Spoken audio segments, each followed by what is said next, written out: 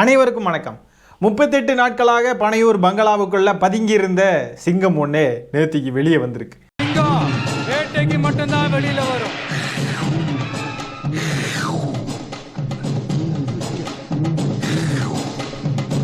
மகாபலிபுரம் வரைக்கும் போய் அங்கே உள்ள ஒரு தனியார் ரெசார்ட்டில் நீங்கள் நினைக்கிற மாதிரி எதுவும் இல்லை, சிறப்பு பொதுக்குழு கூட்டம் நடத்தினாங்க.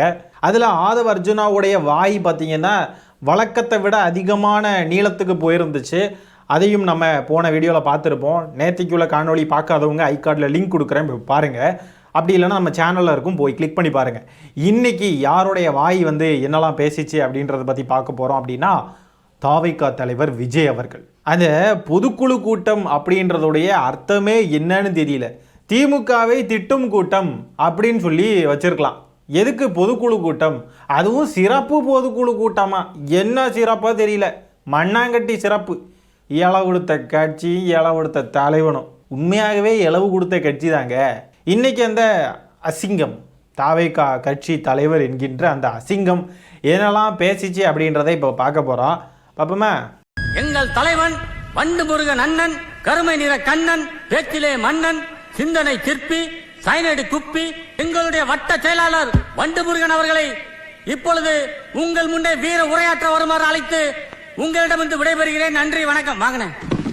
பல்வேறு அவதூறுகளை பதிவு செய்வதன் வாயிலாக பெருந்தன்மையை பேரளவில் மட்டுமே பேசும் முதல்வர் 15/10/2025 அன்னைக்கு தமிழக சட்டமன்றத்தில் நமக்கு எதிராக பேசிய பேச்சில் எவ்வளவு வன்மத்தை கக்கியுள்ளார் என்பதையும், எப்படிப்பட்ட ஒரு அரசியல் செய்ய முயல்கிறார் என்பதையும் தமிழக மக்கள் உணராமலா இருப்பாங்க. முதலமைச்சர் சட்டமன்றத்தில் வன்மத்தோட பேசினாராம். அப்படி என்ன வன்மத்தோட பேசிட்டாரு? விஜய் மலையெல்லாம் வன்மம் கொள்கிற அளவுக்கு முதலமைச்சர் என்ன அவ்வளோ தரம் தாழ்ந்த ஆளா? அப்படிப்பட்ட ஒரு தரம் தாழ்ந்த பதவியிலே அவர் இருக்காரு. அவர் எவ்வளோ பெரிய பதவியில் இருக்காரு. அவர் சட்டமன்றத்தில் நடந்த விஷயத்தை தான் எடுத்து சொன்னார். முதலமைச்சருக்கு பெருந்தன்மை பேரளவில் மட்டும்தான் அவர் பெருந்தன்மையாக இருக்காராமா. அப்படியா? அவர் பெருந்தன்மையாக இருக்கிறதுனால தான் இப்போ எதுவுமே நடக்கலை, இப்போ எந்த பிரச்சனையும் இல்லாமல் இருக்குது. இப்போ அவருடைய இடத்துல ஜெயலலிதா அம்மையார் இருந்ததா என்ன நடந்திருக்கோம் அப்படின்றது விஜய்க்கே தெரியும் நல்லாவே. அப்போ முதலமைச்சர் எந்த அளவுக்கு பெருந்தன்மையாக இருக்காருன்றது தமிழ்நாட்டு மக்கள் அறிவார்கள். ப்ரோ, நீங்கள் அரசியலுக்காக என்ன வேணால் பேசலாம் ப்ரோ, முதலமைச்சர் எந்த அளவுக்கு பெருந்தன்மையானவர்ன்றது எங்களுக்கு தெரியும். சட்டமன்றத்தில் அன்னைக்கு என்ன நடந்துச்சு அப்படின்னா, கேள்வி நேரம் தொடங்குறதுக்கு முன்னாடியே எதிர்கட்சியான அதிமுக சைடில் இருந்து இந்த கரூர் விவகாரத்தில் முதலமைச்சர் பதில் சொல்லியே ஆகணும் அப்படின்னு சொல்லி அதிமுக காரங்கெல்லாம் கேட்க ஆரம்பிச்சிட்டாங்க. அதுக்கு முதலமைச்சர் அவருடைய பதிலை சொல்ல ஆரம்பிச்சாரு. அரசு என்னென்ன நடவடிக்கையெல்லாம் எடுத்துச்சு, நடந்த சம்பவத்துடைய முழு விவரங்கள், இது எல்லாத்தையும் முதலமைச்சர் பதிவு பண்றாரு முதல்ல. அதுக்கப்புறமா எந்த ஒரு சதியுமே அங்கே நடக்கல அப்படின்றத சொல்றாரு. அந்த கட்சியுடைய தலைவர் லேட்டா வந்தது தான் இந்த அசம்பாவிதத்துக்கு காரணம் அப்படின்னு முதலமைச்சர் சொல்றாங்க. அப்புறமா குடிக்கிறதுக்கு தண்ணி ஏற்பாடு பண்ணாதது, இதெல்லாம் பத்தி முதலமைச்சர் பேசியிருந்தாங்க. இது எல்லாமே ஊரறிந்த உண்மை, இதுல எந்த வன்மமும் கிடையாது. எல்லாருமே இதை தான் சொல்றாங்க. குடிக்கிறதுக்கு தண்ணி கூட ஏற்பாடு பண்ணாத இவங்களெல்லாம் நம்ம அடியில் வச்சு கொஞ்சிக்கிட்டு இருப்பாங்களா? அவர் பெருந்தன்மையாக தான் அவர் நடந்துக்கிட்டு இருக்காரு. அவர் மீண்டும் மீண்டும் ஒரே விஷயத்தை தான் சொல்லிக்கிட்டு இருந்தாரு. எந்த கட்சி தலைவருமே அவங்களுடைய தொண்டர்கள், அவங்கள பார்க்க வரவங்க இறந்து போகணும்னு சொல்லி விரும்ப மாட்டாங்க அப்படின்றது அவருடைய பெருந்தன்மை. அது அந்த ஸ்டாண்ட்ல இருந்து அவர் மாறவே இல்லை. அவரு இந்த சம்பவம் நடந்ததுக்கான காரணத்தை தான் அவர் சொல்றாரு. இதில் இவங்க வன்மத்தை பார்த்துட்டாங்களாம். என்ன வன்மம்? அப்போ இருக்கிறதே இவங்களால அக்செப்ட் பண்ண முடியாது, இதெல்லாம் வன்மம்னு நினைக்கிறாங்க அப்படின்னா இவங்கள என்ன மாதிரியான அரசியல் பண்ணுவாங்க? வன்மத்தை கக்குனாங்களாமே, வன்மத்தை. இவங்கள மாதிரி பொதுக்குழு கூட்டம் போடுறோன்னு சொல்லிட்டு உட்காந்துருந்து திமுக மேலே வன்மத்தை கொட்டுற மாதிரி முதலமைச்சர் உட்காந்து சட்டமன்றத்தில் இவங்க மேலே வன்மத்தை கொட்டினாராம். அந்த சட்டமன்றத்தில் நடந்தது என்னன்றதெல்லாம் பார்த்த மக்களுக்கு நல்லாவே தெரியும். முதலமைச்சருக்கு எங்கேயுமே இதில் வன்மம் கிடையாது. அவருக்கு எதுக்கு வன்மம் கொள்ளணும்? அப்படி என்ன இந்த தாவேக்கான்ற கட்சி திமுகவை காம்பீட் பண்ணுற அளவுக்கு அவ்வளோ பெரிய கட்சியா? இல்லை அவ்வளோ பெரிய ஓட் பேங்க் வச்சிருக்கிற கட்சியா? ஒரு மண்ணும் கிடையாது. ஒரு தேர்தலை கூட ஃபேஸ் பண்ணல.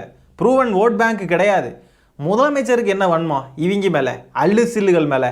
அவங்க மட்டும்தான் பேசுறது கேட்கணுமா? அதுல ஒருத்தர் மீச வச்சிருக்கலாம் பேசிட்டு இருப்பாரு, சட்டையை பிடிச்சி ஒன்று அடிக்கிறேன், வெளியே வந்து தொட பார்ப்போம், தைரியத்தை தொடுங்க பார்ப்போம். சண்டை குடிங்களா? சண்டைக்கு வரணுமா? சண்டை குடிங்களா? சண்டை குடிங்களா? சண்டை குடிங்களா? நான் சண்டைக்கு வருவேன். சண்டை குடிங்களா? சண்டைக்கு வரீங்களா அப்படின்னு அந்த சின்ன பையன் பாய வர்றது ரொம்ப க்யூட்டாக அழகாக இருக்குது. பார்க்குறதுக்கு அந்த பையனை பார்த்தா இங்கே வாடா அப்படின்னு உண்மை கொடுக்கணும் போல இருக்குது. அந்த மாதிரி தான் விஜய் வந்து முதலமைச்சரை பார்த்து கத்திக்கிட்டு இருக்கிறதில்ல. யாருக்கு யார் மேலே வன்மோ ப்ரோ, நீங்கள் சீரியஸாக வந்து என்னமோ நினச்சிக்கிட்டு இருக்கீங்க ப்ரோ. ஆனால் திமுக தலைமை வந்து உங்களை ஒரு ஆளாகவே என்றைக்குமே மதித்தது கிடையாது. நீங்கள் ஒரு ஆளுன்னு அவர் இந்த சம்பவத்துக்கு அவர் பதில் சொல்ல வேண்டிய இடத்துல இருக்கார். அதுக்கான பதில் அவர் சொல்கிறார், அவ்வளோதானே ஒழிய. அப்போ விஜய் அவர்கள் என்ன எதிர்பார்க்குறாரு? சட்டமன்றத்துலேயும் முதலமைச்சர் வந்துட்டு அங்கே எதிர்கட்சிகள் கேள்வி கேட்குறப்போ எந்த கட்சி தலைவரும் இந்த மாதிரி சாகிறத விரும்ப மாட்டாங்க அப்படின்னு அவர் என்ன அவருடைய பெருந்தன்மையை காட்டிக்கிட்டு இருக்கணுமா? அவர் பதில் சொல்லணும். எதனால இப்படி நடந்துச்சுன்னு சொல்லி அவங்க கேட்குறாங்கன்னா உண்மையாக அவர் சொல்கிறாரு. அந்த இடத்துலையும் போய் அவருடைய பெருந்தன்மையை காட்டிக்கிட்டு இருக்க முடியுமா? அவர் எங்கே பெருந்தன்மையாக பேசணுமோ மக்கள்கிட்ட பெருந்தன்மையாக பேசணும். ஒரு தனிநபரை வந்து குற்றம் சாட்டி அதில் வந்து ஒரு அரசியல் செய்யணும் அப்படின்றது அவருடைய நோக்கம் கிடையாது. அதனால அவர் வந்து மக்கள்கிட்ட பெருந்தன்மையாக அவர் எடுத்து சொல்கிறாரு. அதே மாதிரியே சட்டமன்றத்துலேயும் போய் பேசிக்கிட்டு இருக்க முடியுமா? நேர்மை திறனற்று நம்மளை பற்றி குற்றம் சாட்டியுள்ள குறுகிய மனம் கொண்ட முதல்வர் அவர்களுக்கு ஒரு சில கேள்விகள். இந்த சினிமா டைலாக் டெலிவரி பண்ணுற மாதிரியே இருக்குங்க. குறுகிய மனம் கொண்ட முதல்வருக்கு சில கேள்விகள். இந்த ஐ எம் வெயிட்டிங் அப்படின்னு சொல்கிற அந்த சினிமாவில் பேசுகிற அந்த டைலாக்ஸ்லாம் இருக்கு இல்லையா, அதே மாதிரியே இருக்குது பாருங்கள். குறுகிய மனம் கொண்ட முதல்வரா? பேசுங்க எவ்வளோ அவதூறுகளையெல்லாம் சந்திச்ச இயக்கம். பேசுங்க உங்களுக்கான தீர்ப்பு என்ன அப்படின்றத மக்களே வந்து சீக்கிரமாக கொடுக்க தான் போகிறாங்க. பேசுங்க வாய் இருக்கு, ஆடுற வர ஆடிக்குவாங்க. யாருக்கு குறுகிய மனம், யார் பெருந்தன்மையாக இருக்கா, யார் வன்மத்தை கொட்டுறா எல்லாமே மக்களுக்கு தெரியும். பேசுங்க. அந்த தனிநபர் ஆணையத்தை அவமதிக்கிற மாதிரி அரசு உயர் அதிகாரிகள், காவல்துறை உயர் அதிகாரிகள் எல்லாருமே நம்மளை பற்றி ஃபுல்லாக இந்த அவதூறுகள் பரப்பி ஒரு செய்தியாளர்கள் சந்திப்பு அவசரமாக. இதெல்லாம் ஏன் நடக்குது? எதுக்காக நடக்குது அப்படின்னு ஒட்டுமொத்த தமிழக மக்களும் கேள்வி கேட்க ஆரம்பிச்சாங்க. அரசு உயர் அதிகாரிகள், காவல்துறையை சேர்ந்த உயர் அதிகாரிகள்லாம் இவங்க மேலே அவதூறு பரப்புனாங்களாம் ப்ரெஸ் மீட் வச்சு. ஆடா பாவி, என்ன இது? ஐயோ, ரொம்ப மோசமான நபரு. அரசு அதிகாரிகள், காவல்துறை அதிகாரிகள்லாம் திமுக காரங்கன்னு நினச்சிட்டு பேசிகிட்டு இருக்காரு போல இருக்கு. ஆடா பாவி பயல, என்னங்க உண்மையாலுமே இப்படியெல்லாம் அரசியல் பேச வேண்டிய நிலைமை வரும்னு யாருமே நினச்சி பார்த்துருக்க மாட்டாங்க. இவனுங்க பைத்தியக்காரத்தனமாக பேசிக்கிட்டு இருக்கிறதுக்கெல்லாம் நம்ம உட்காந்துருந்து விளக்க வேண்டியதாக இருக்குது பாருங்களேன். அரசு அதிகாரிகள்லாம் எதுக்கு பேட்டி கொடுத்தாங்கன்னு சொல்லி எவனாவது கேட்பாடா? அடேய், கொஞ்சமாவது தமிழ்நாட்டில் இதுக்கு முன்னாடி என்ன நடக்குது அதை அட்லீஸ்ட் கொஞ்சமாவது ஒரு சம்பவம் நடக்குதுன்னா அரசு அதிகாரிகள் என்ன பண்ணுறாங்க? பொதுமக்கள்கிட்ட பேசணும், பொதுமக்கள்கிட்ட விளக்கணும். அதுக்காக என்ன பண்ணுவாங்க? ப்ரெஸ் மீட் வச்சு பேசுவாங்க அந்த இஷ்யூவை பற்றி. இது வழக்கமாக இருக்கிற ஒன்று தான். என்னமோ இந்த சம்பவம் நடக்கிறப்போ தான் திடீர்னு வந்து இப்போ அரசு அதிகாரிகள், காவல்துறையை சேர்ந்தவங்கெல்லாம் உட்காந்துருந்து விளக்கம் கொடுத்துக்கிட்டு இருக்கிற மாதிரி இவர் வந்து அவங்கெல்லாம் ஏன் இதெல்லாம் பேசுகிறாங்க, எதுக்கு இதெல்லாம் நடந்துச்சு, என்னமோ இது ஒரு சின்ன இஷ்யூ மாதிரியும், இது ஒரு விஷயமே இல்லாத மாதிரியும், இதுக்கெல்லாம் ஏன் உட்காந்துருந்து இவங்க விளக்கம் கொடுத்துக்கிட்டு இருக்காங்கன்னு இவர் கேட்குற அந்த மாதிரி தான் கேட்குற மாதிரி இருக்குது பாருங்கள். இது எவ்வளோ பெரிய சம்பவம், எங்கேயுமே நடக்காத ஒரு சம்பவம். 41 பேர் இறந்துருக்காங்க, ராத்திரியோட ராத்திரியாக அவ்வளோ பேர் இறக்குறாங்க ஒவ்வொரு ஆளாக. அப்போ இவ்வளோ பெரிய சம்பவம் நடக்கிறப்போ உடனே வந்து மக்கள்கிட்ட என்ன நடக்குது என்ன ஏதுன்னு சொல்லிட்டு அரசு அதிகாரிகள், காவல்துறையை சேர்ந்தவங்கலாம் அப்டேட் பண்ணணும், பேசணும், அதுக்கு விளக்கம் கொடுக்கணும். அந்த வேலையை அவங்க பார்க்குறத இவங்க ஏன் அதை பார்க்குறாங்க, ஏன் இப்படிலாம் பண்ணுறாங்கன்னு சொல்லிட்டு கேட்குறாருன்னா, அதுக்குள்ளே அரசியல் இருக்குன்னு சொல்லி பேசுகிறாருன்னா இந்த ஆளுடைய மண்டைக்குள்ளே மூளை தான் இருக்கா இல்லை வேற எதுவும் இருக்கான்னு அவ்வளோ கோபம் வருதுங்க நமக்கு. ஒரு அடிப்படையான விஷயமே தெரியல, அந்த அளவுக்கு எலைட்டான ஒரு நபர். நீங்கள் இந்த எலைட்டான புலித்திகள் கிட்டலாம் போய் கேட்டீங்க அப்படின்னா நாட்டில் என்ன நடக்குன்னே தெரியாது அவங்களுக்கு. அது இது சாதாரண விஷயங்கள் கூட தெரியாது, அரசியல்னால் என்னன்னு தெரியாது. இந்த மாதிரி கவர்மெண்ட் அஃபீஷியல்ஸ் வந்து ஒரு ப்ரெஸ் மீட் வைக்கிறாங்கன்னா அது எதுக்கு வைக்கிறாங்க, என்னத்துக்கு வைக்கிறாங்க, எந்த சம்பவத்துக்கெலாம் வைப்பாங்க, எதுக்கெலாம் வைக்க மாட்டாங்க, என்ன எது எந்த வரைமுறையும் தெரியாது, எதுவுமே தெரியாது. அந்த மாதிரி ஒரு எலைட்டான நபர் தான் விஜய் அவர்கள். பாருங்களேன், இப்படி ஒரு கேள்வியை எவனாவது கேட்பானா? ஒரு அரசியல் கட்சி தலைவர் இப்படி கேட்பாங்களா எங்கேயாவது? எதுக்கு காவல்துறை அதிகாரிகள், எதுக்கு அரசு அதிகாரிகள்லாம் வந்து ப்ரெஸ் மீட்டு கொடுத்தாங்கன்னு எவனாவது கேட்பானா? எவ்வளோ பெரிய மட சாம்பிராணிகள்னு பாருங்களேன். ஒரு கட்சி தலைவனே இந்த லட்சணத்தில் இருந்தா அப்போ இவன் தொண்டர்கள்லாம் இந்த லட்சணத்தில் இருப்பானுங்க. இதுதான் இவனுங்களுடைய தரம். இவங்க காசு கொடுத்து எத்தனை இன்ஸ்டாகிராம் இன்ஃப்ளூயன்சர்களை, எத்தனை பேரை வச்சு தப்பான சதி கோட்பாட்டுகளை எல்லாம் பரப்பிக்கிட்டு இருந்தாங்க. நம்ம அதை பார்த்துக்கிட்டு தானே இருந்தோம். விஜய் மேலே தப்பே கிடையாது, கூட்டத்துக்குள்ளே வந்து கத்தி எடுத்து வெட்டிட்டாங்க, கரண்ட்டை கட் பண்ணிட்டாங்க, அப்படி இப்படின்னு எவ்வளோ சதி கோட்பாடுகளை சொல்லிக்கிட்டு இருந்தாங்க. அப்போ அதுக்கெல்லாம் விளக்கம் கொடுக்க வேண்டிய இடத்துல அரசு அதிகாரிகளும் காவல்துறையை சேர்ந்தவங்களும் இல்லையா? அவங்க விளக்கமே கொடுக்கக்கூடாதா? அப்படியே பொத்திக்கிட்டு கம்முன்னு இருக்கணுமா? விளக்கமே கொடுக்கல அப்படின்னா எதுக்கு விளக்கமே கொடுக்காம இருக்காங்க? அப்போ இவங்கெல்லாம் ஏதோ செஞ்சுருக்காங்கன்னு சொல்கிறது. விளக்கம் கொடுத்தா ஏன் விளக்கம் கொடுத்தாங்கன்னு சொல்லிட்டு பேசுகிறாருன்னா, அப்போ இந்த நபருடைய அறிவை பாருங்களேன், அறிவு குழுந்து. அரசு அதிகாரிகள் அந்த ப்ரெஸ் மீட்டில் தெளிவாக எல்லாத்தையும் எக்ஸ்பிளைன் பண்ணாங்க. விஜய் வந்து அனுமதி கேட்டதுக்கான விவரங்கள், எப்போ அனுமதி கேட்டார், எப்போ அனுமதி கொடுக்கப்பட்டுச்சு, எந்த இடத்துல, அந்த இடத்துல எதுக்காக கொடுத்தாங்க, இங்கே ஏன் கொடுக்கல, அங்கே ஏன் இது, எல்லாத்தையுமே எக்ஸ்பிளைன் பண்ணாங்க. கரண்ட் இவங்க கட் பண்ணாங்களா இல்லையா, எங்கே கரண்ட் போச்சு, அது எதனால போச்சு, எங்கெல்லாம் கரண்ட் போகலை, கரண்ட்டை கட் பண்ணணும் அப்படின்னு சொல்லி லெட்டர் கொடுத்தது யார், ஆம்புலன்ஸ் எதுக்காக கூட்டத்துக்குள்ளே வந்துச்சு, எல்லாத்த பற்றியும் தெளிவாக எக்ஸ்பிளைன் பண்ணிக்கிட்டு இருந்தாங்க. இது வந்து விஜய் அவர்களுக்கு பிடிக்கல அப்படின்னா அப்போ உண்மை வந்து உறுத்துதா, உண்மையை பேசுறது உறுத்துதா? இது அவதூறா? முதல்ல இருக்கிற விஷயங்களை சொன்னால் அவதூறா, நடந்ததை பற்றி பேசினா அவதூறா? தாவேக்காரங்க எவ்வளோ அவதூறு பரப்புனாங்கன்றது ஞாபகம் இருக்கா? தாவேக்காவுடைய ஒரு வழக்கறிஞர் சொன்னதெல்லாம் ஞாபகம் இருக்கா? இறந்தவங்கெல்லாம் அங்கே வந்து தான் இறந்தாங்களா, விஜயை பார்க்க வந்து தான் இறந்தாங்களான்றது எங்களுக்கு எப்படி தெரியும்? ஏதோ ஒரு பாடியை எடுத்துகிட்டு வந்து கணக்கு காட்டினாங்க அப்படின்னா எப்படி நம்ப முடியும்லாம் அவ்வளோ கேவலமாக. அதுதான் அவதூறு. அது எப்படி காவல்துறை அதிகாரிகளும் அரசு அதிகாரிகளும் வந்து அவதூறு பரப்பிக்கிட்டு போனாங்க அப்படின்லாம் பேசுறது எவ்வளோ கேவலமான அரசியலை இந்த நபர் முன்னெடுக்கிறாருன்னு பாருங்களேன். இப்படிப்பட்ட ஒரு கேவலமான அருவருப்பான அரசியலை இது வரைக்கும் நம்ம பார்த்துருக்கவே மாட்டோங்க. உண்மையாலுமே சொல்கிறேன், அவ்வளோ மோசமான ரொம்ப ஆபத்தான அரசியலுங்க. இந்த ஆதவர்ஜுனா நேற்றுக்கு பேசினதெல்லாம் நம்ம பார்த்துருப்போம். விஜய் வந்து தூக்கி பாருங்கள், தொட்டு பாருங்கள், அதுக்கப்புறம் காலேஜ் ஸ்டூடெண்ட்ஸ்லாம் வருவாங்க, உங்கள் வீட்டு முன்னாடி வந்து நிற்பாங்க, அப்படிலாம் மிரட்டல் விட்டுக்கிட்டு இருக்கான் அந்த நபர். மாணவர்கள் இளைஞர்களுடைய வாழ்க்கையெல்லாம் காவு வாங்குறதுக்கு திரியிறானுங்க இவனுங்க. இங்கே புரட்சி பண்ணணுன்ற பேரில் இங்கே ஏதாவது மாற்றம் நிகழணும், நம்ம வந்து அரசியல் மாற்றம் நிகழணும், நம்ம வந்து கரைப்படியாத கரங்கள், இவங்க எல்லாம் கபட நாடகம் ஆடிக்கிட்டு இருக்காங்க அப்படி இப்படின்னு சொல்லி மக்களுடைய மண்டையை கழுவி, அதுலேயும் குறிப்பாக இளைஞர்களுடைய மண்டையை கழுவி வன்முறையை தூண்டி இங்கே கலவரத்தை ஏற்படுத்தணும் அப்படின்ற நோக்கத்தோட செயல்பட்டுக்கிட்டே இருக்காங்க அப்படின்றது நமக்கு தெளிவாக தெரியுது. மீண்டும் மீண்டும் பாருங்க, எவ்வளோ வன்மம் இருந்தா, எவ்வளோ வன்மம் இருந்தா நமக்கு அவ்வளோ ஆத்திரம் வருது. இந்த மாதிரிப்பட்ட விஷயங்கள் எல்லாம் ஏன் பண்ணினாங்க காவல்துறை அதிகாரிகளும் அரசு அதிகாரிகளும், எதுக்காக வந்து ப்ரெஸ் மீட் கொடுத்தாங்கன்னு கேட்குறான் ஒருத்தன் அப்படின்னா, ஒரு இவ்வளோ சிவியரான ஒரு இஷ்யூலையும் இப்படி ஏன் பண்ணாங்க அப்படின்னு சொல்லி கேட்குறான் அப்படின்னா, அவன் என்ன, அவனோட நோக்கம் என்ன? அவன் வந்து இங்கே ஆரோக்கியமான அரசியல் பண்ணுறதுக்கு வந்திருக்கான்னு நினைக்கிறீங்களா?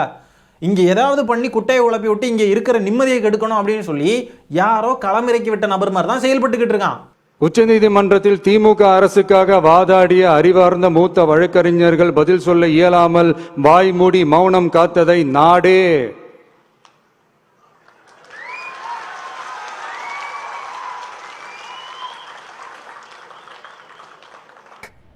இன்னது என்ன கோபால் கடையில் வாத்து பிரியாணியா? ஆமாம்பா. ஏன் ப்ரோ மூக்க மூடுறீங்க? தற்குறி. உச்சநீதிமன்றத்தில் திமுகவுடைய வழக்கறிஞர்கள் வந்து அங்கே கேள்வி கேட்குறப்போ பதில் சொல்ல முடியாமல் வாயடைச்சு போய் நின்னாங்களாம், பதில் சொல்ல முடியாத அளவுக்கு நின்னாங்களாம். விஜய் ஒரு ஆகச்சிறந்த தற்குறி, இந்த தாவேக்கா கட்சிக்காரனுங்க ஒரு ஆகச்சிறந்த தற்குறிகள்னு நம்ம எதுக்காக சொல்கிறோம்? இதுக்காக தான் சொல்கிறோம். உச்சநீதிமன்றம் கேட்ட கேள்வி எல்லாமே உயர்நீதிமன்றத்தை பார்த்து தான், தமிழ்நாடு அரசையோ திமுகவையோ பார்த்து கேட்கல. அதனால திமுகவுடைய வழக்கறிஞர்கள்லாம் பதில் சொல்லணும் அப்படின்ற எந்த அவசியமும் கிடையாது. இதுக்கு பதில் சொல்ல வேண்டியது உயர்நீதிமன்றம் தான். சென்னை உயர்நீதிமன்றம் எதுக்காக எஸ்ஐடி அமைச்சதுன்னு கேட்டதா இருக்கட்டும், எஸ்ஓபிக்கு வந்த வழக்கை எடுத்து எதுக்காக எஸ்ஐடி அமைத்தார்னு கேட்டதா இருக்கட்டும், இப்படி உச்சநீதிமன்றம் கேட்ட எல்லா கேள்வியுமே உயர்நீதிமன்றத்தை பார்த்து தான் கேட்டிருக்காங்க. இதுல என்ன தமிழ்நாடு அரசு தலையிலேயே உச்சநீதிமன்றம் கொட்டிச்சுன்னு சொல்றதா இருக்கட்டும், அப்புறம் திமுக வழக்கறிஞர்கள் வந்து பதில் சொல்ல முடியாம அப்படி திணறி போயிருந்தாங்கன்னு சொல்றதா இருக்கட்டும், இதெல்லாம் முதல்ல இடமே இல்லை. அதுக்கு முதல்ல உச்சநீதிமன்றம் கேட்ட கேள்வி உயர்நீதிமன்றத்தை பார்த்து. ஆனால் விஜயை பாருங்க, உச்சநீதிமன்றம் திமுகவை பற்றி ஏதோ கேட்டுருச்சு அப்படின்னு நினச்சிட்டு தற்குறிகள் மண்டையில் அறிவு ஏதாவது இருக்கா? தற்குறிகளா?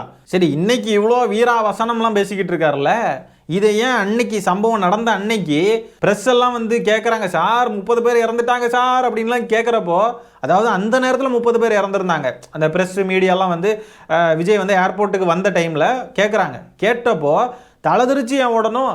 இன்னைக்கு ஏன் வீராவசனம் பேசணும்? ஏன்னா கேஸு சிபிஐ கிட்டே இருக்குது, நம்ம என்ன வேணால் பேசலாம், அரசியல் பேசலாம், நம்ம நல்லா பொய் சொல்லி அப்படியே வந்து மக்களுடைய மண்டையை இப்போ கழுவலாம் அப்படின்ட்டு இப்போ வந்து பேசிக்கிட்டு இருக்காப்புல. இப்போ பேசுறது எல்லாமே பார்த்தீங்கன்னா அவருடைய கட்சி சார்ந்த ஒரு பொதுக்குழு கூட்டத்தில். இங்கே யாரும் அவரை கேள்வி கேட்க மாட்டாங்க, அவர் அதுக்கு பதில் சொல்ல வேண்டிய அவசியம் கிடையாது, அதெல்லாம் கிடையாது. தைரியம் இருந்தால் ப்ரெஸ்ஸை சந்தித்து அவர் நிற்கட்டும் பார்த்துருவோம். நிற்க வாய்ப்பே இல்லை. ப்ரெஸ்ஸை சந்திச்சாருன்னு சொன்னால் மிஞ்சி போனால் ஒரு 10-20 செகண்ட்லேயே தெரிச்சுக்கிட்டு திருப்பி ஓடுற மாதிரி தான் இருக்கும். பதில் சொல்ல முடியாது, அதுக்கு வக்கும் கிடையாது அந்த நபருக்கு.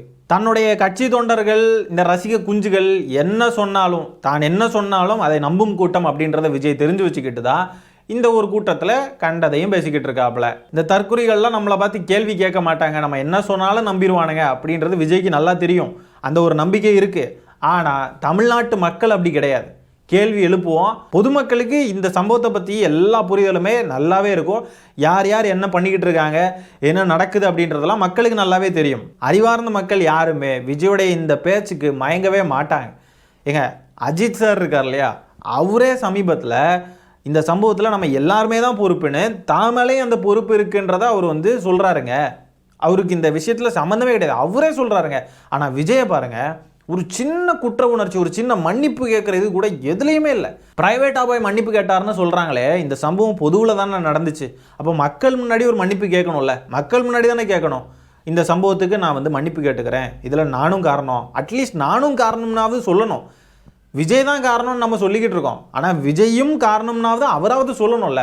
அதுவும் கிடையாதுங்க. கொஞ்சம் ஒரு துள்ளி கூடங்க பொதுமக்கள் கிட்ட ஒரு மன்னிப்பு கேட்குற குணம் இந்த நபருக்கு இல்லவே இல்லை. தன்னுடைய நெக்லிஜென்ஸின் காரணமாக தான் இப்படி ஒரு சம்பவம் நடந்துச்சுன்ற ஒரு குற்ற உணர்ச்சி கூட இல்லாமல் மக்கள்கிட்ட மன்னிப்பு கேட்குற ஒரு எண்ணம் கொஞ்சம் கூட இல்லை இந்த நபருக்கு. ஆட்சியிலலாம் அமர்ந்தார் அப்படின்னு நடக்காது. அப்படி நடந்தால் ஒரு சம்பவம் நடந்துருச்சு, எங்கேயோ நடந்துருச்சு அப்படின்னாலும் எப்படிங்க பொறுப்பேற்பாரு? சமீபத்தில் இந்த அஜித்குமார் அவர்கள் சிவகங்கையில் இறந்தார் இல்லையா, இறந்தப்போ முதலமைச்சர் அவர் அதுக்கு காரணம் கிடையாது, ஆனால் அவர் பொறுப்பேற்க வேண்டிய இடத்துல இருக்காருன்ற காரணத்துக்காக போய் மன்னிப்பு கேட்டார். அந்த மன்னிப்பை கொச்சப்படுத்தி, கேவலப்படுத்தி, அவமானப்படுத்தி கேவலமாக பேசிக்கிட்டு இருந்தார் விஜய் அவர்கள். சாரி வேண்டாம், நீதி வேண்டும் அப்படின்லாம் சொல்லி ஒரு மாதிரி கிண்டல் அடிச்சுக்கிட்டு இருந்தார். உங்ககிட்ட இருந்து மிஞ்சி போனால் என்ன வரும், சாரிமான்னு சொல்லுவீங்க, அவ்வளோதான். அது தாண்டி உங்களுக்கு என்ன, சாரி வேண்டாம், எங்களுக்கு நீதி வேண்டும் அப்படின்லாம் பேசிக்கிட்டு இருந்தாப்புல. அதுலேயும் பாருங்க, ரேபிஸ்ட்டு, கொள்ளக்காரன், திருட்டு பையன், மொள்ள மாதிரி பையன், முடிச்சவிக்க பையன், அத்தனை பேரும் ஜெயிலில் போய் செத்து போயிருப்பானுங்க தெரியுமா? திருப்பூரிக்கு பசங்க அத்தனை பேரும் ஜெயிலுக்குள்ளே போய் ஏதாவது காரணத்தில் செத்து போயிருப்பானுங்க. அவனுங்களுடைய குடும்பத்துக்கிட்டலாம் முதலமைச்சர் மன்னிப்பு கேட்கணும்னு சொல்லி, சம்பந்தமே இல்லாத விஷயங்களுக்கெல்லாம் மன்னிப்பு கேட்கணும்னு சொல்லி விஜய் அவர்கள் கிளைம் பண்ணிக்கிட்டு இருந்தார். ஞாபகம் இருக்குல்ல, சென்னையில் ஒரு ஆர்ப்பாட்டம் நடத்திக்கிட்டு இருந்தாங்க இந்த அணில்கள்லாம் சேர்ந்து. அந்த இடத்துல விஜய் அவர்கள் சொல்லிக்கிட்டு இருந்தார், சம்பந்தமே இல்லாத விஷயத்துக்கெல்லாம் முதலமைச்சர் மன்னிப்பு கேட்கணுமா? ஆனால் இவர் சம்பந்தப்பட்ட, இவருடைய நெக்லிஜென்ஸ்னால, இவர் காரணமாக இருந்து நடந்த ஒரு விஷயத்துக்கு இவர் பொதுமக்கள் கிட்ட மன்னிப்பு கேட்க மாட்டாராம், பொதுவாக மன்னிப்பு கேட்க மாட்டாராம். அப்போ எவ்வளோ அகங்காரம் பாருங்க இந்த நபருக்கு. இவர் முதலமைச்சரை என்னவா நினச்சிக்கிட்டு இருக்காரு? முதலமைச்சர் வன்மம் பிடிச்சவர், முதலமைச்சருக்கு பெருந்தன்மை பேரளவில் தான் இருக்குது, அவர் வன்மத்தை கக்குறாரு அப்படி இப்படின்லாம் சொல்லி எவ்வளோ அபாண்டமான குற்றச்சாட்டுகளை முதலமைச்சர் மேலே வைக்கிறாரு. ஆனால் இந்த நபருக்கு என்ன அவ்வளோ பெருந்தன்மையான மனசா? பெருந்தன்மை இருக்குன்னா மன்னிப்பு கேட்க வேண்டியதானே பொதுவில். அவர் போய் காலில் விழுந்தாராம். அந்த பாதிக்கப்பட்ட மக்கள்லாம் ஏன் அப்படி பேசினாங்கன்றதும் பொதுமக்களுக்கு நல்லாவே தெரியும். விஜய்ன்ற இந்த நபர் ஏன் இப்படி வெறி பிடிச்சி வன்மம் பிடிச்சி போய் பேசிக்கிட்டு இருக்காருன்றதும் பொதுமக்களுக்கு நல்லாவே தெரியும். எல்லாருமே பார்த்துக்கிட்டு தான் இருக்காங்க. விஜய்க்கு மக்களே தக்க பாடம் புகட்டுவாங்க. பார்க்க தானே போகிறாரு. கொஞ்சம் கூட பக்குவமோ மனிதாபிமானமோ ஒரு துளி கூட இல்லைங்க இந்த நபருக்கு. இவ்வளோ உயிர்கள் இறந்து போனதுக்கப்புறம் கூட அதே திமிரு, அதே நக்கல் அடிக்கிற நையாண்டித்தனமான பேச்சு, இப்படி பேசி இப்படி நடந்து தானே இவருடைய இந்த நடவடிக்கைகள் காரணமாக தான் இப்படிலாம் ஆச்சுன்றது கூட இந்த நபருக்கு இன்னும் புரியலை. இவரை சுற்றி இருக்கிறவங்க இவரை நம்ப வச்சுக்கிட்டு இருக்காங்க, உங்கள் மேலே எந்த தப்பும் கிடையாது. எவன் நம்ப வச்சா என்ன, நமக்கே தெரிய வேண்டாமா? நமக்கு ஒரு அறிவு வேண்டாமா? நம்மளுடைய நெக்லிஜென்ஸ் இருக்குது, எவன் சொன்னா என்ன, நீங்கள் லேட்டாக போங்க அப்போ தான் கூட்டம் நல்லா கூடும் அப்படி இப்படின்னு சொல்லி எவன் அட்வைஸ் கொடுத்துருந்தா என்ன பண்ணியிருந்தா என்ன? சரி, இவங்கெல்லாம் சொல்லி நம்ம கேட்டோம், நம்ம பண்ணது தப்பு, நம்ம இப்படி பண்ணியிருக்கக்கூடாது, இருந்தாலும் நடந்துருச்சு, சரி நம்ம தான் பண்ணிட்டோன்னு ஒரு குற்ற உணர்ச்சி உள்ளார ஊர்த்த வேண்டாமாங்க? இந்த நபருக்கு கொஞ்சம் கூட அவருடைய மூஞ்சில் பாருங்கள், அப்படியே அந்த திமுக மேலே இருக்கக்கூடிய ஏதோ ஒரு வன்மம், எதுக்கு சம்மந்தமே இல்லாமல் திடீர்னு இப்படி ஒரு வன்மம் எதுக்கு இப்படியெல்லாம் பிஹேவ் பண்ணுறாருன்றதும் புரிய மாட்டேங்குது. பின்னாடி இருந்து தூண்டி விடுறவங்க அந்த அளவுக்கு திருக்கி விட்டுருக்காங்கன்னு நினைக்கிறேன். இந்த பொம்மையெல்லாம் இப்படி திருக்கி விட்டால் அது கடந்து ஆடிக்கிட்டே இருக்கும் தெரியுமா? நல்ல ஸ்பீடாக திருக்கி விட்டால் அது கடந்து இன்னும் ஸ்பீடாக ஆடிக்கிடுவோம். அந்த மாதிரி தான் இருக்குது. கேஸ் இங்கே இருக்கிறப்போ வாயை திறக்கலை, எப்போ சிபிஐ கிட்ட போச்சோ உடனே தலைமறைவாக இருந்தவங்கெல்லாம் வெளியே வராங்க, உடனே பேசுகிறாங்க, அது இது எல்லாம் நார்மலாக நடக்க ஆரம்பிக்குது பாருங்க. இப்போ பேக்கப்புக்கு பின்னாடி சங்கிகள் இருக்காங்கன்றதை மக்கள் அனைவரும் பார்த்துக்கிட்டு தான் இருக்காங்க.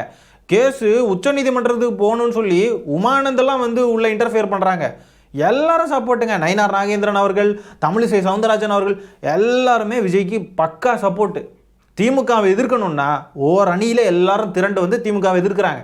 இது எல்லாத்தையும் மக்கள் பார்த்துக்கிட்டு தான் இருக்கோம். இந்த மாதிரிப்பட்ட நயவஞ்சகர்களுடைய எண்ணம் தமிழ்நாட்டில் பலிக்கவே கூடாது. அவங்களுடைய எண்ணம் ஒரு துளி அளவு கூடங்க நடக்காதுன்றது வேற, நம்ம நடக்கவும் விட மாட்டோம். ஆனால் ஒரு துளி அளவு கூட தமிழ்நாட்டில் நடக்கக்கூடாது. அதுலேயும் அந்த நக்கலை பாருங்கங்க, அந்த நபருக்கு இன்னும் மாறல பாருங்க.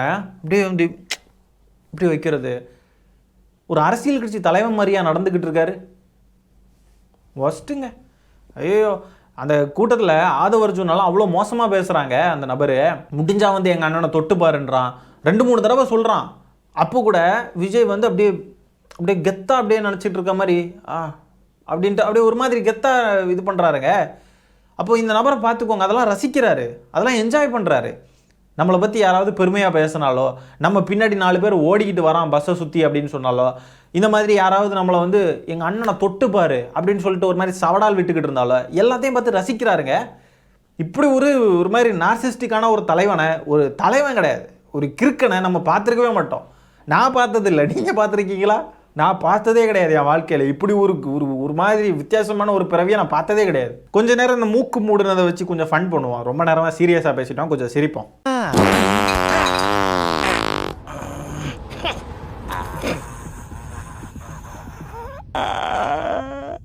எவன் பார்த்த வேலைடா இது?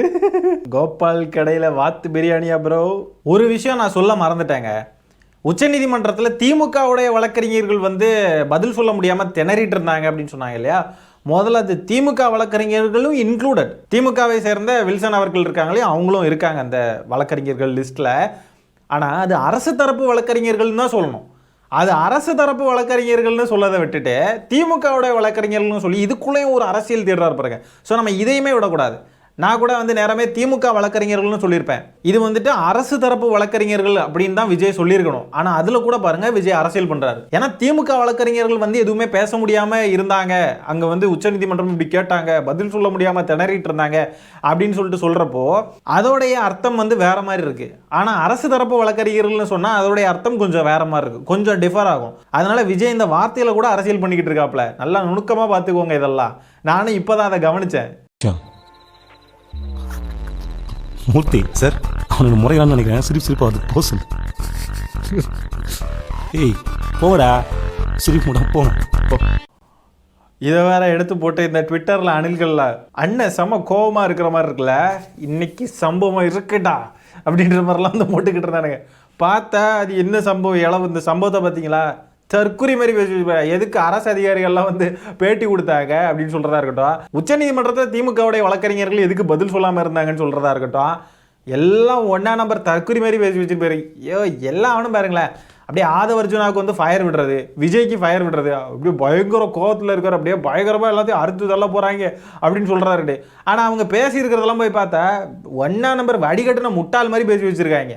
இதெல்லாம் எடுத்து வச்சு ரொம்ப பெரிய அறுத்து தள்ள மாதிரி இவனுக்கு வந்து சீன் போட்டுக்கிட்டு இருக்கானுங்க தற்குறிகள். சினிமாவில் பேசுகிற மாதிரி அந்த டைமிங் கேப் விட்டு அப்படி இப்படின்ட்டு கொஞ்சம் அந்த மாடுலேஷனில் பேசுகிறதுனால, டைலாக் பேசுகிற மாதிரி பேசுகிறதுனால அதை பார்க்குறப்போ அவனுங்களுக்கும் அது மாஸ் அப்படின்னு தானே தோணும். அது சினிமாவில் மாஸாக இருக்கும். ஏன்னா அங்கே வந்து அந்த சீனுக்கு ஏற்ற மாதிரி டயலாக்லாம் பேசி அப்படி இப்படின்னு. நிஜத்தில் வந்து இது வந்து மாசாலாம் இருக்காது. ஏன்னா நிஜத்தில் அப்படியே தொங்க விட்டு தோலை உரிச்சு அப்படியே கையில் தந்துடுவோம். நிஜத்தில் இருக்கிறத தெள்ள தெளிவாக பேசணும். பேசுறது எல்லாம் பொய், அவதூறு. நாங்கள் வரலாறு பேசினா தாங்க மாட்டீங்கன்னு ஆதவ அர்ஜுனா சொல்கிறான். ஆனால் அவன் பேசுகிற வரலாறை பார்த்தா தற்குறி மாதிரி பேசியிருக்கான். போன வீடியோவில் போய் பாருங்கள், அதெல்லாம் நான் தெளிவாக நிறைய விஷயங்கள் பேசியிருப்பேன். இப்போ விஜய் பாருங்க, என்னமோ வாயிலிருந்து வார்த்தைகள்லாம் நெருப்பாக வரப்போகுது அப்படின்ற மாதிரிலாம் வந்து அப்படி ஒரு மூஞ்சும் அப்படி முறைச்சிக்கிட்டு அப்படி ஒரு மாதிரி இதாக இருக்கிறதா எல்லாம் பண்ணாப்புல. ஆனால் பேசுகிறப்ப பாருங்க, என்னடா இதுதான் நீ பேச வந்தியா அப்படின்ற மாதிரி நமக்கு சிரிப்பு தான் வருது பேசுறதெல்லாம் பார்த்தா.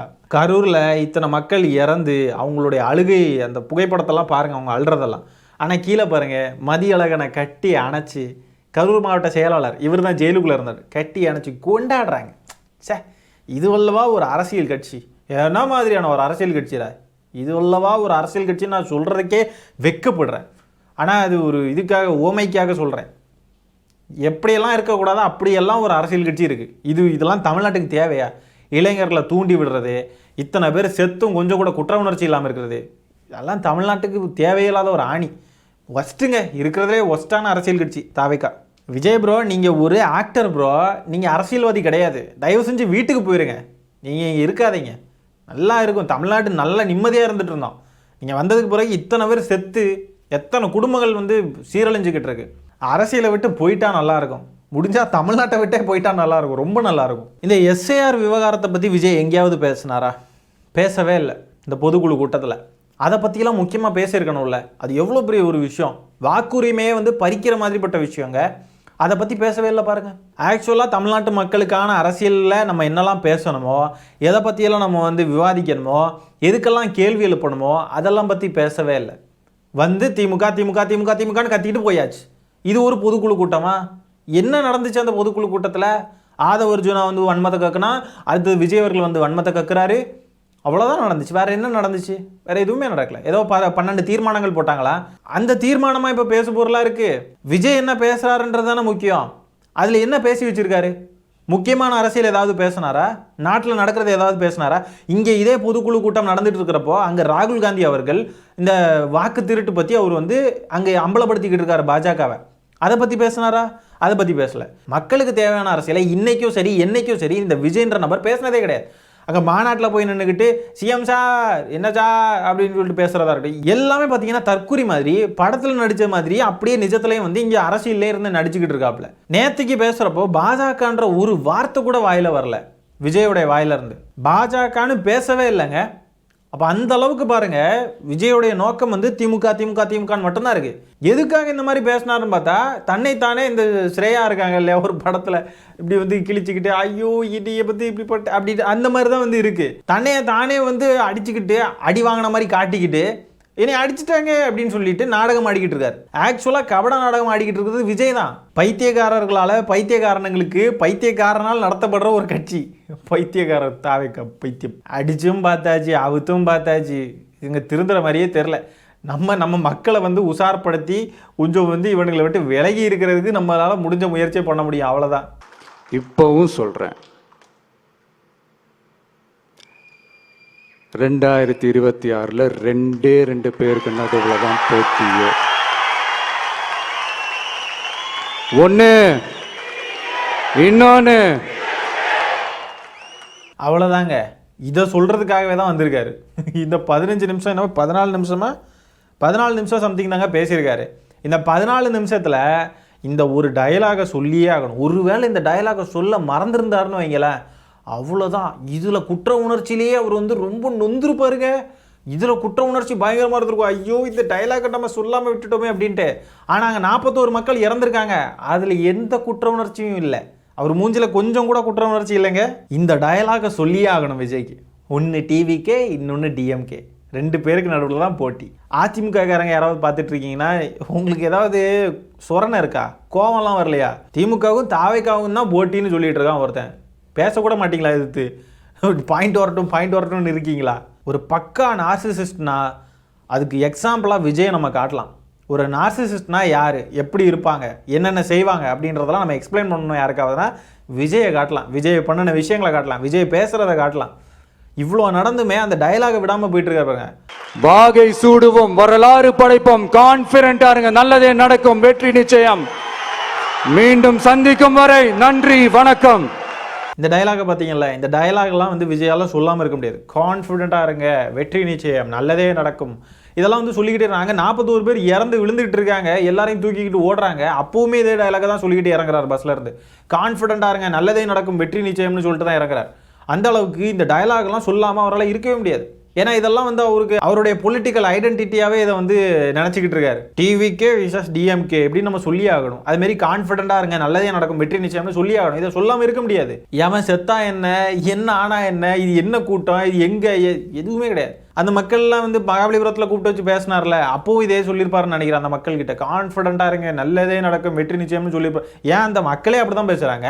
கண்டிப்பாக அந்த மக்கள்கிட்ட இதே தான் சொல்லியிருப்பாருன்னு நினைக்கிறேன். யார் என்ன நிலமையில இருந்தால் என்ன, நம்ம இப்படி சொல்லிடணும்.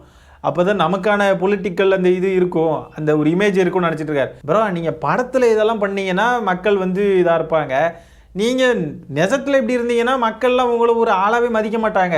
இப்படி டயலாக் சொல்கிறதுலையே குறியாக இருந்துகிட்டு இருந்தீங்கன்னா ப்ரோ நீங்கள் போயிருங்க, நீங்கள் வீட்டுக்கு போங்க ப்ரோ. நீங்கள் எவ்வளோ படம்னாலும் நடிங்க, நீங்கள் எப்படி வேணால் இருங்க, கண்டுக்க மாட்டாங்க. நீங்கள் அரசியலில் வந்து கொஞ்சமாவது உணர்வுபூர்வமாக இருக்கணும். அப்படியே வந்து இஷ்டத்துக்கு ஒரு மாதிரி பொறுக்கி பாய மாதிரி தான் தோன்றித்தனமாக பேசிக்கிட்டு ஒரு மாதிரி ட்ரிகர் பண்ணிக்கிட்டு சவால் விட்டுக்கிட்டு தூண்டி விட்டுக்கிட்டு அங்கே ஆதவ அர்ஜுனா பேசிக்கிட்டு இருக்கான், அப்படியே இருந்து ரசிச்சுட்டு இருக்காரு. இப்படிலாம் வந்து பண்ணுறதெல்லாம் பார்த்து ரசிக்கிற ஒரு நபர் இந்த சோசியல் மீடியாஸில் உட்காந்துருந்த அவதூறு பரப்பி கெட்ட வார்த்தை போட்டுக்கிட்டுலாம் பேசிக்கிட்டு இருந்தானுங்க இல்லையா, ஜெயிலில் கூட கொண்டு போய் அரெஸ்ட் பண்ணி போட்டாங்களே, அதெல்லாம் பார்த்து மட்டும் என்ன ஐயோ இன்னும் நம்ம பசங்க இப்படிலாம் பேசுகிறானுங்க, இதுக்கு நம்ம ஏதாவது ஒரு நடவடிக்கை எடுக்கணுமே, இது சரியில்லை அப்படின்னு நான் நினச்சிருப்பாரு. சூப்பர், நம்ம பசங்க சம்பவம் பண்ணுறாங்களா அப்படின்னு தான் நினச்சிக்கிட்டு இருந்திருப்பாரு. அதனால தான் சொல்கிறோம், விஜய்ன்ற இந்த நபர்கிட்ட கொஞ்சம் கூட தலைமை பண்புன்றது இல்லை. தலைமை பண்பு இல்லைனாலும் பரவாயில்ல, அடிப்படையான மனிதாபிமானமே இல்லைங்க. கொஞ்சம் கூட ஒரு குற்ற உணர்ச்சியோ அடிப்படை மனிதாபிமானமோ ஒரு மனுஷன் அப்படின்னு சொல்கிறதுக்கான தகுதி கொஞ்சம் கூட இல்லை. இந்த காணொலியை நான் இதோட என் பண்ணிக்கிறேன். நன்றி, வணக்கம்.